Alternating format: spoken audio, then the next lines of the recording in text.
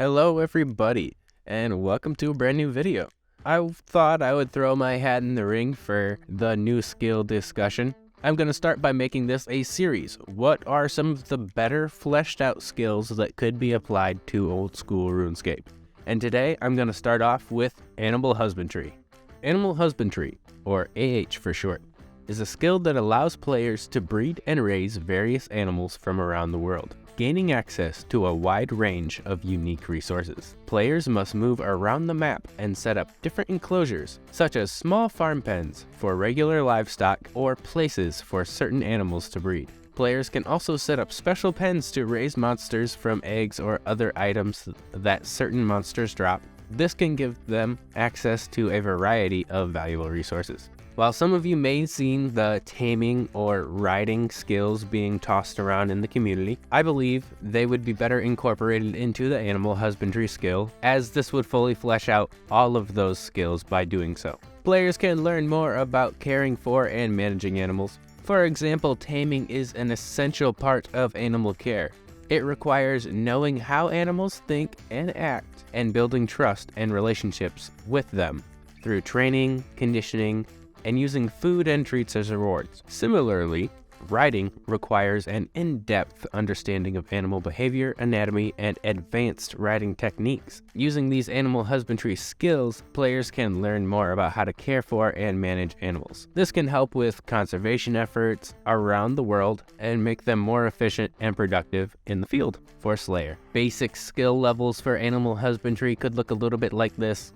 Novice levels with basic knowledge of animal care is about 1 to 19. Intermediate levels of 20 to 39 with more experience in taming and domestication, the diagnosis and treatment of minor illnesses, and a control of a wider range of riding animals. Your advanced skills could look somewhere in the 40s to 59 range, giving you a deep understanding of animal behavior and the ability to tame and domesticate larger and more complex animals. Experts could be expected to be in the 60 to 79 range, with extensive knowledge and experience managing large herds, designing animal husbandry programs, and successful training, even the most difficult animals.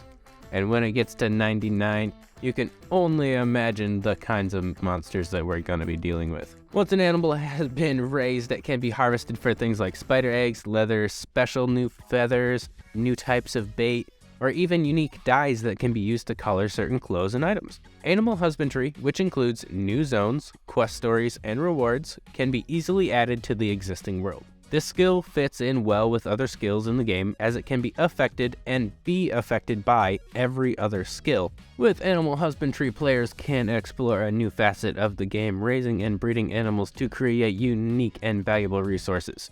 With this skill, players can go anywhere in the world, set up enclosures, and raise a wide range of animals. From small and medium-sized creatures to larger, more complicated ones, there are many ways to get unique resources, making animal husbandry an exciting and valuable addition to the game. The core of the skill is based on successfully raising an animal to adulthood, raising them in a specific enclosure, gaining experience, or any other methods. While this may sound similar to farming, animal husbandry is different and offers an entirely different range of resources and products. It's not just farming 2.0, but more akin to how mining is to woodcutting, crafting is to fletching, and ranging is to magic. Animal husbandry is a skill that goes well with farming and other skills because it gives you access to new and different resources that you didn't have before. There are 3 main ways to obtain animals in animal husbandry. The first is breeding them after obtaining an adult couple. The second is obtaining specific items as drops from a range of monsters. For example, there are dragon eggs or spider eggs, different kinds of ashes to be reborn from, or maybe even some of the jars that come from boss monsters. The third way is by obtaining items through skilling. Players could get bugs from hunter, eggs from young animals falling from trees, golem cores from mining, fish fry and fertilized fish eggs from fishing, and the list could literally go on and on. Beginning with basic animals from farmers who will teach them how to start farming and care for regular old cows and chickens, players will have access to basic animals. This could be a great way to start a quest, showing players just how to care for the animals. At the earliest levels, the process of raising animals is relatively simple. You put some chickens, cows, pigs, or any other animal you can find in a specific enclosure, make sure they have food, and then you wait. As you progress, the complexity increases, as do the benefits. At higher levels, the odds of successfully raising animals to adulthood increases as well. However, predators can always be a problem, especially on the farmstead. To protect the livestock, a dog could be used as a guard. When raising more dangerous and smart animals at higher levels, you might even need a fence with spikes to keep them in. Some animals may thrive better in certain zones like camels in deserts, and certain dragons may prefer certain areas that they live in currently. Other animals may need heaters, camouflage, or even live prey for their enclosures. So like raising sheep at lower levels could raise dragons at high levels. Once you have successfully raised some animals through animal husbandry, the following steps depend on the type of animal and the choice you make. One option is to take the animal's resources. For instance, chickens offer meat, eggs, bones, and feathers, while dragons offer leather, bones, and scales. Even though gathering resources is slower than farming them directly through combat, they will still build up over time, just like when you check your kingdom. Another option is to release some animals into the wild to gain conservation points, bonus XP, or similar rewards, maybe even a skilling outfit to go with the animal husbandry skill. With Slayer taking countless animals out, putting them back in the wild is necessary. A random roll could be used to pick 5 random monsters in need of a boost, or it could be seen as a reverse Slayer task, or just an animal husbandry master giving you an animal husbandry farming contract. Adult animals could also be kept to breed new younglings for easier access to resources at the expense of resources and XP gained initially. Breeding offers different bonuses such as rare genetic variations not found in the wild. These variations could give unique resources or just be used as bragging rights by keeping them in your player-owned house. For example, you may end up with an albino variant and a white stag or an albino dragon in your home. Alternatively, you may end up with extra productive specimens who provide you with additional resources once they reach adulthood, like goats that just have really big horns, so when you shave off their horns, they give you additional goat horns for which you can crush for secondary potions. For example, if players want to raise a hellhound, they need to get a hell collar drop from hellhounds or Cerberus, and they'll receive a hell dog from the ashes to protect their livestock flock. There are ashes, ensouled heads, and clue scrolls that can be obtained from breeding hell dogs. Players also have a chance to tame one of these dogs as their guard dog, or to just follow them around as a pet like we have cats. For various insects around the game, players can gather them through Hunter or Slayer, and they can produce several different colored dyes that can be used in crafting. Obtaining dragon eggs as a drop from killing dragons. From dragons, players can get leather, bones, and scales, and there's also a chance that they'll be able to breed an albino dragon. This would be similar to having a pet, and you could earn several transmogs.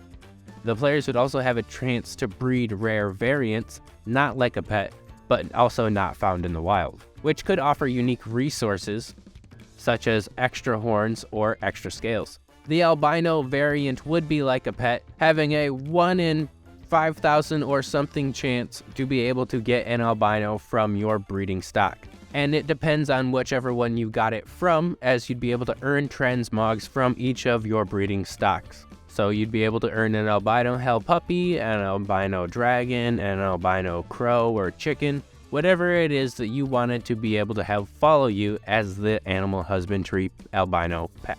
In Brimhaven, players could also get some fire monsters by the fire monsters dropping smoldering cores. They could then use these cores to reanimate some of the monsters from the fight pits. They can drop gems, ores, runes, and tackle. Players could release any of these creatures into the wild as a reverse Slayer task, and it could be applied to essentially any animal or monster in the game.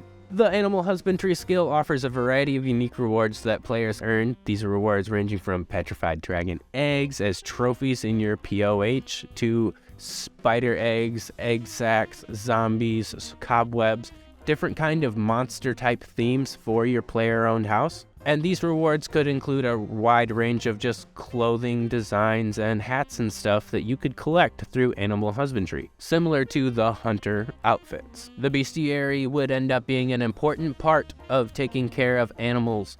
It involves writing down and collecting information about different species of animals, which would be done automatically for you after you've raised it or found it. It requires players to watch and write down details about how animals act, where they live, and how many of them there are. By maintaining a bestiary, players can contribute to conservation efforts, track their progress in taming or breeding specific animals, and gain insight into new ways of taking care of animals. The bestiary is especially useful for animal husbandry, as it can help players learn more about animal behavior and develop techniques for domestication. The information you find in the bestiary can also help you with other skills like herbalism, farming, and hunting. The bestiary can also list every monster in the game, including information about their level, hit points, fighting style, and weaknesses. If this information were easy to find, it could help players plan how to fight monsters and find the best way to beat them. Ultimately, the bestiary can be a valuable tool for players looking to explore the game's many creatures and make the most out of their animal husbandry skill. It'd almost be replacing the wiki with just important information being available, like what you should pray or what you should attack with. There could be a new animal husbandry outfit, similar to the current farming outfit that gives players extra experience while training animals. Showing off animal husbandry mastery, with these rewards, players can customize their homes and characters to show how much they love animals and how good they are at taking care of them. The final point to consider is that to farm animals, players will have to travel to several different locations within the game. To achieve this, the areas for animal husbandry should be in relatively underpopulated areas of the game, which are almost hard to get to. This will prevent the overpopulation of the game's current hubs and provide players new travel hubs as well. As players explore these areas, they can build them up with several benefits such as fast travel horses and training systems in each area. From each of the homesteads you build, you can fast travel between them, provided you have the trained level of mounted animal required for that specific homestead. This can be done through a cutscene similar to the canoe cutscene for fast travel between these places. These places will be worth the time and effort it takes to get there because they will have rewards and resources for utilizing the animal husbandry skill. Animal husbandry is an all-encompassing skill training taming, farming, and riding. It's the perfect fit for the current game, providing new resources and transportation. If you ever wanted to breed animals and raise them for resources or tame and ride animals, then voting for animal husbandry is a must. However, a better name for the skill is kinda needed, as animal husbandry may not be easily understood by everybody, and it kinda sounds weird. Its unique combination of taming, animal farming, and riding skills offers something for everyone, and if you guys think the animal husbandry skill is a good idea, leave it down in the comments, share this video, or please leave some improvements for it as well. And of course, this is not my idea. I'll be leaving a link to the Reddit post and the taming video that I've smashed into a conglomeration to make this animal husbandry video. And if you guys like that, like, comment, or subscribe, and I'll see you later.